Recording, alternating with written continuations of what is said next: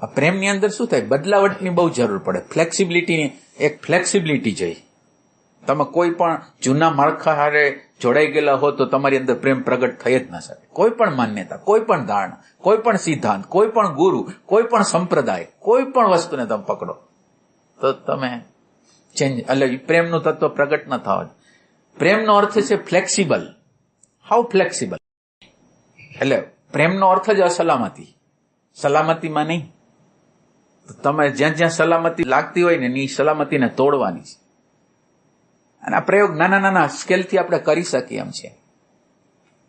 એટલે આપણી અંદર એક આ પ્રેમને કામ કરવાનું છે પ્રમાદ ઉપર. પ્રેમને જે કામ કરવાનું છે ને એ પ્રમાદ ઉપર છે. પ્રમાદ એટલે શું થાય ખબર છે?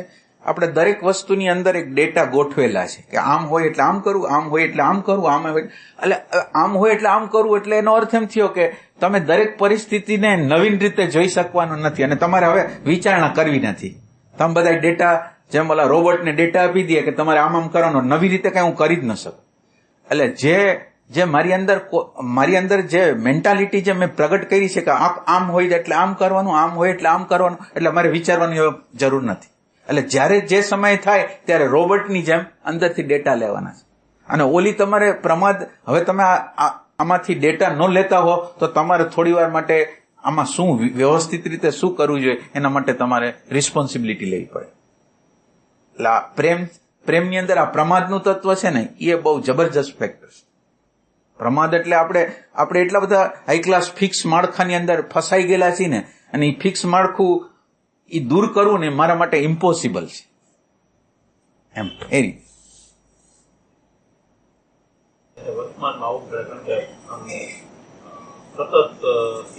એટલે આ વર્તમાન છે ને એને તમારે સમજવા જેવું છે. વર્તમાનમાં તો બધા આવે છે. આ વર્તમાનમાં સાધકો કોણ નથી આવતું? બિચારા ટ્રાય કરતા હોય છે. ના પોતાની ટ્રાય, પણ ન્યાય ખૂટે છે શું? આજે એક ન્યાય પ્રોબ્લેમ છે. વર્તમાન બધા કરે છે અને વર્તમાનમાં બિચારા રહેવાનો પ્રયાસ કરે છે, પણ ન્યા કોઈ પરિણામ નથી આવતું. એનું કારણ શું છે? વર્તમાન તમે ક્યાં હેતુથી કરો છો? વર્તમાનના પેટાળમાં, વર્તમાન કરવાના ગર્ભની અંદર તમારા ઈરાદા શું છે?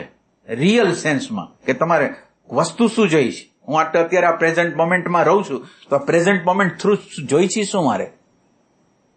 એટલે આપણે આપણી અરે બનાવટ કરી છે. આપણી આગળ હેતુ સ્પષ્ટ નથી.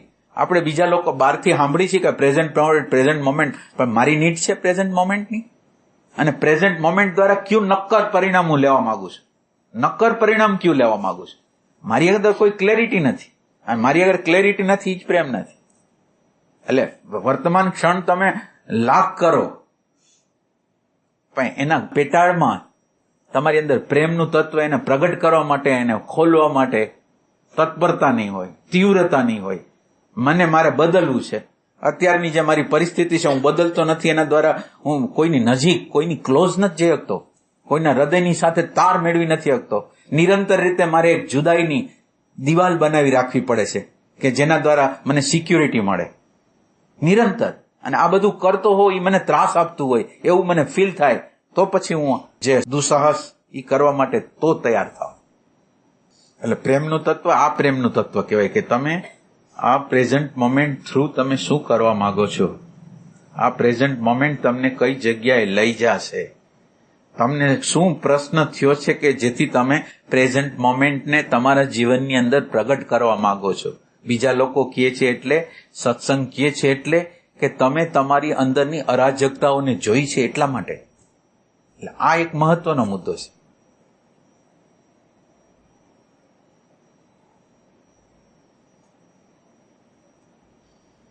આ યંત્રની રચના જ્યાં લગીન મન, બુદ્ધિ, ચિત્ત, અહંકારની રચના જ્યાં લગીન આપણે સમજી ન શકીને એ શું કરે છે, આપણને કેવા ત્રાસો, કેવા ટોર્ચરો કરે છે, એની સમજ આપણને જ્યાં લગીન ના આવે ને ત્યાં લગીન આપણે એમાંથી બહાર નીકળવાનો પ્રયત્ન ના કરીએ.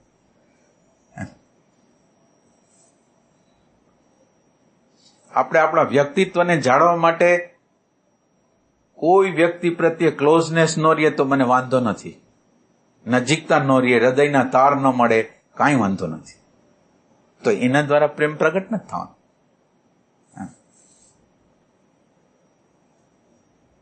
માનો કે હું મારા અનુકૂળ બધું આખો જીવનનો વ્યવહાર ગોઠવી દઉં છું, પણ એ વ્યવહાર ગોઠવવા દ્વારા, મારા ટોર્ચર દ્વારા આપણે કોઈના હૃદયમાં તો નથી રહેવાના. આ સ્વાર્થના કેન્દ્રમાં રહેવા દ્વારા કોઈના હૃદયમાં નથી રહેવાના. અને કોઈના હૃદયમાં ન રહી તો કાંઈ ન વાંધો, પણ એ કોઈના હૃદયમાં ન રહી અને આપણી અંદર પ્રેમનો અભાવ છે, સ્વાર્થ છે, કપટ છે, લોભ છે, એ બધી નેગેટિવિટીઓ તો આપણને પોતાની પ્રેમ વિહોણા અંદર અશાંત, અજંપાવાળા, સતત રીતે ફિયરવાળા આપણને અંદર રાખવાના છે. એ આપણને નુકસાન તો છે.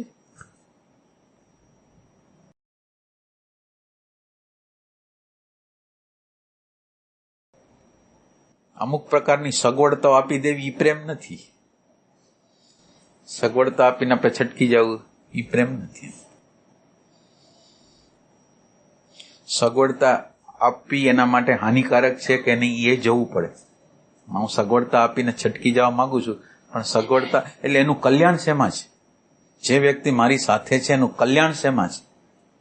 એ કલ્યાણ હું ન કરું, જે મારી આજુબાજુના લોકો છે એનું કલ્યાણનો હેતુ મારી આગળ હોય તો એ પ્રેમ છે. એટલે હું હા પાડું કે ના પાડું, મારી ઇમેજ જાય, મારી વ્યક્તિત્વનો હાંસ થઈ જાય, મને મંજૂર છે. હું એ કરવા માટે તત્પર છે કે એનું કલ્યાણ આમાં છે. જેમ એક નાનું બાળક હોય એને આપણે કેમ બધી વસ્તુઓ શીખડાવવાના હોય, એમ આપણી આજુબાજુના બિચારા જે લોકો છે, આપણી આજુબાજુ જે લોકો છે, એ જે બાબતમાં નબળા છે એ બાબતમાં એને સપોર્ટ કેમ કરો અને એને નબળાઈને કેમ કાઢી નાખવી, આ પ્રેમ છે. આપણે આપણા બાળક હોય કે પતિ હોય, પત્ની હોય, જે હોય તે આપણને ખ્યાલ આવે છે કે આ જગ્યાએ બિચારાને ફિયર લાગે છે, તો આ ફિયરને મારે કેવી રીતે કઢાવી? આ ફિયર એની અંદર છે તો આ ફિયરને મારે કઢાવી કેવી રીતે? તો આ બધો પ્રેમ છે. આવું થિંકિંગ આપણી આગળ ક્યાં છે?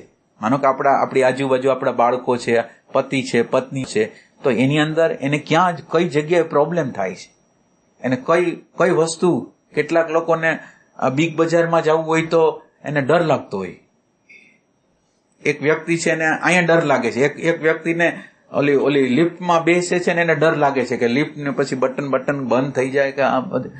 એટલે જુદા જુદા પ્રકારના ભયો એટલા બધા છે. હવે આ ભયોની અંદર આપણે એને કાઢી કેવી રીતે શકશું? માનો કે આપણી આજુબાજુ જ લોકો છે, એને કોઈને કોઈ પ્રકારની ફિયરો છે, તો મારી અંદર એ દ્રષ્ટિ હોય, મારો જો પ્રેમ હોય, એટલે તમે વિચાર કરો કે એની ઇન્ટરનલ બાબતમાં રસ લે છે, પોતાનું છોડે અને બીજાની, આપણી આજુબાજુના લોકો છે એને બિચારાને ક્યાં પ્રશ્ન થાય છે, એને ક્યાં ભય છે, ક્યાં ત્રાસ થાય છે, એને કેવી રીતે, એને કેવી દ્રષ્ટિ આપું કે એની બધી વસ્તુ સોલ્વ થઈ જાય. આ પ્રેમ છે.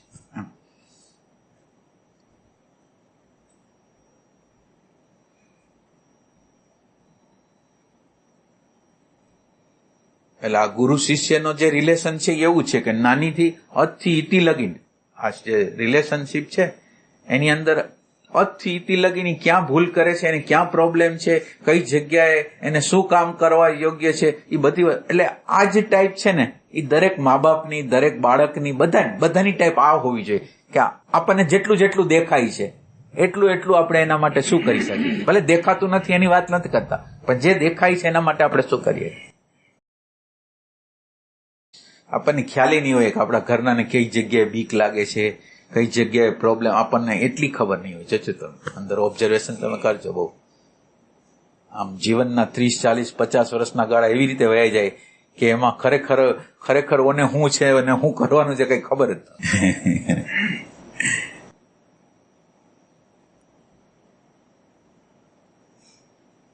અને પ્રેમ ગલી અતિ સાંકડી, હવે કે છે ને પ્રેમ ગલી અતિ સાંકડી છે. સાંકડીની અંદર એક જ હોય વ્યક્તિ, એટલે અંદર એક જ હોય.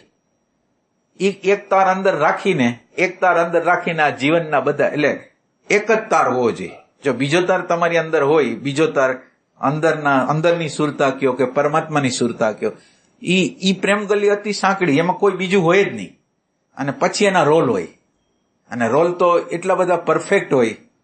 એટલે પ્રેમ ગલી અતિ સાંકડી છે. સાંકડીની અંદર એમ કે એના સિવાય કોઈનો સમાવેશ જ નથી. ઈ તત્વ છે એના સિવાય કોઈનો સમાવેશ નથી, અને ઈ તત્વ હોય એટલે બધાનો સમાવેશ હોય. પાછું એવી આ તમે વિચાર કરો, ઈ તત્વ છે એટલે ઈ તત્વ બધાની કેર કરતું હોય.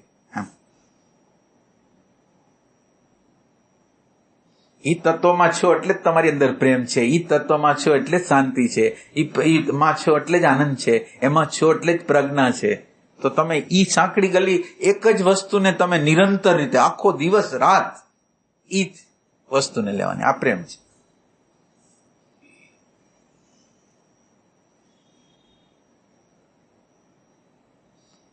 અને આપણને એમ થાય કે હવે આ તો અઘરું છે, હાલો બીજાને પ્રેમ કરવો હેલો છે. તમે માનો કે તમે એમ કહો કે બીજાને પ્રેમ કરવો, તો હાલો ઈ કબૂલ, પણ પ્રેમ એકને જ કરવાનો, તમારે એકને જ કરવાનો. હવે એના પ્રેમમાં તમારે એની આખી પ્રકૃતિ વિરુદ્ધ, એની પ્રકૃતિ તો આપણે અનુકૂળ નથી, એની પ્રકૃતિ વિરુદ્ધ હવે આપણે એને એક્સેપ્ટ કરતા જાય તો એક વ્યક્તિને તમે ચાહો છો ને અને તમે એની બધી વસ્તુને એક્સેપ્ટ કરતા જાઓ ને તો તમે આખા વિશ્વને પ્રેમ કરી શકો. પાછું એમાંય કોઈ પ્રોબ્લેમ નથી. અને પ્રેમનો અર્થ એમ છે કે હું બદલાવા માંગુ છું, હું અત્યારે જે છું એ કાફી નથી, મારી અંદર અમુક મિસ્ટેકો છે, અમુક ભૂલ છે, આ પ્રેમ છે. હું બદલાવા માંગુ છું ને એ બહુ જબરજસ્ત પ્રેમ છે. ચાહે મને મારા તરફથી ખબર પડે છે, ચાહે બીજા તરફથી ખબર પડે છે, તો હું તૈયાર છું, મારી અંદરની બદલાવટ માટે હું તૈયાર છું. એ પ્રેમ. અને પ્રેમની અંદર લર્નિંગ હોય, એમ્પ્ટીનેસ હોય.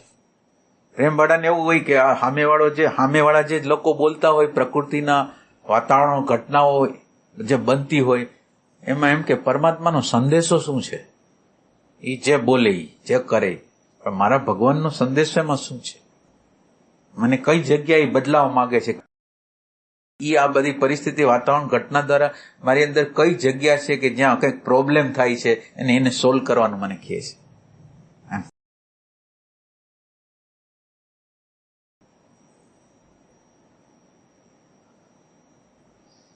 અને પ્રેમ છે એને અભિવ્યક્તિઓ છે.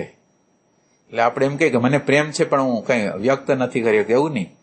ભલે તમે બોલીને ન કરો પણ વર્તીને તમે કંઈક કરી જ રહ્યા છો. એટલે પ્રેમ હોય એ વહેતો જોઈ, એ દેખાય જ જાય કે આ વ્યક્તિ મારા, માનો કે એક શબ્દ એક વ્યક્તિ બોલેલું છે, આપણને જેના પ્રત્યે પ્રેમ છે, એક શબ્દ એને કીધો છે કે આ વસ્તુ, તો એક શબ્દ છે એના માટે અનમોલ છે કે આનો શબ્દ છે એ ઉથાપાય, આ શબ્દ આપણે ન ઉથાપાય. તો ઈ શબ્દની એને એટલી બધી કિંમત છે. પ્રેમ છે એટલે એના શબ્દની કિંમત છે, કારણ કે એને તો વહેવું છે અને વહેવા માટે કોઈ પણ માધ્યમ છે, આ માધ્યમ.